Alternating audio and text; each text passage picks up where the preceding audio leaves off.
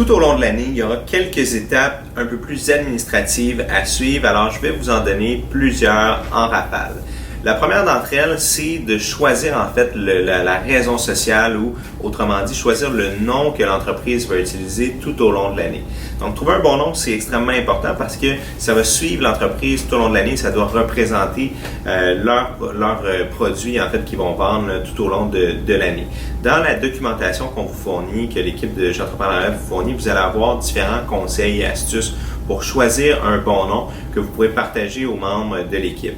Cela étant dit, comme on est au Québec, il y a certains éléments de la charte de la langue française en fait qu'on doit respecter.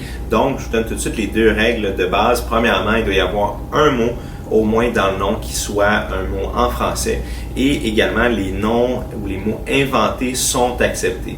Donc, si on suit ces deux critères-là, le nom va être admissible. Il suffit par contre de vous assurer de choisir un nom qui est cohérent avec votre marque puisqu'il y aura des prix qui vont être offerts avec ça. Donc, pour ça, référez-vous au guide de documentation qu'on vous a fourni. La deuxième étape va permettre à votre équipe d'être reconnue comme une société par action. Alors pour ce faire, on doit compléter un formulaire de demande de constitution en société. Et donc, une fois que la paperasse, si on veut, sera complétée par votre équipe, vous allez recevoir un certificat de constitution officiel pour démontrer que vous êtes une vraie entreprise. Donc, c'est un moment assez intéressant et festif pour l'équipe de montrer que vous êtes vraiment reconnu comme une entreprise. La troisième étape, c'est celle de remplir les statuts d'entreprise. Donc ça, c'est les actionnaires, donc chacun des membres de l'équipe qui vont devoir ensemble déterminer certains points administratifs, si on veut, pour l'entreprise, qui vont suivre du début de l'année jusqu'à la toute fin, sans jamais y avoir de changement. Donc par exemple, il y a les salaires qui vont être déterminés, les taux d'assiduité également qui sont attendus par rapport à chacun des élèves et les motifs de renvoi possibles vont tous être votés ensemble par les différents actionnaires de la compagnie. La quatrième étape va être d'identifier en fait la mission, la vision et les valeurs de l'entreprise. C'est vraiment cette étape-là qui va permettre de donner une certaine personnalité puis un côté un peu unique à l'entreprise des étudiants, des entrepreneurs étudiants. Et c'est donc pour ça qu'on va les amener à se questionner ensemble, qu'est-ce qui les rassemble, qu'est-ce qui les motive.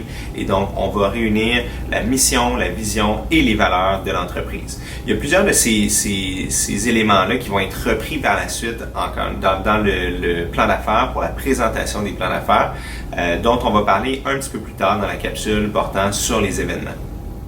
La cinquième étape est aussi intéressante. Il s'agit de la participation au concours J'ose entreprendre.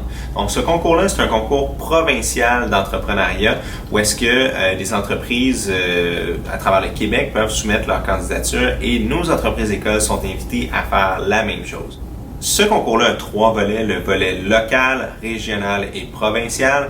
Et les entreprises écoles ont la chance de participer à chacun de ces paliers-là si évidemment ils sont sélectionnés pour la suite. Alors on vous souhaite la meilleure des chances. La sixième étape, en fait, elle va prendre place tout au long de l'année et il s'agit en fait d'obtenir les normes ou d'être accrédité ISO, si on veut, c'est les normes ISO de J'entreprends la relève, évidemment. Alors, pour vous donner quelques exemples, on va avoir des points, si on veut, qui vont être marqués lorsqu'on accomplit certaines tâches ou certaines étapes dans l'année. Donc, pour un exemple, lorsqu'on participe à un événement, lorsqu'on fait un premier dépôt bancaire à la banque, lorsqu'on fournit un prototype. Donc, toutes ces choses-là qui, essentiellement, vont aider l'entreprise à se structurer, permettent aussi d'accumuler des points ISO qui, eux, vont permettre de gagner des prix lors du gala et d'améliorer, en fait, les notes des élèves. La septième étape est la conception, en fait, ou la création d'une vidéo promotionnelle. Donc, cette vidéo-là va pouvoir être utilisée, bien entendu, pour faire la promotion de l'entreprise, aider les étudiants dans la vente et dans le marketing de leurs produits, mais aussi va être déterminé, en fait, va recevoir un prix lors du gala. Donc, il y a une des capsules qui va être soulignée lors du gala. Donc, c'est vraiment, encore une fois, un volet assez intéressant pour pousser la créativité des jeunes et les amener à se démarquer lors du gala à la fin d'année. La huitième et dernière étape, maintenant, il s'agit du rapport aux actionnaires. Je n'entrerai pas trop dans les détails du rapport aux actionnaires puisqu'on va en parler dans la prochaine capsule sur les événements. Mais en gros, c'est le document qu'on va devoir préparer et qui va expliquer tous les résultats qu'on a obtenus au cours de l'année avec l'entreprise.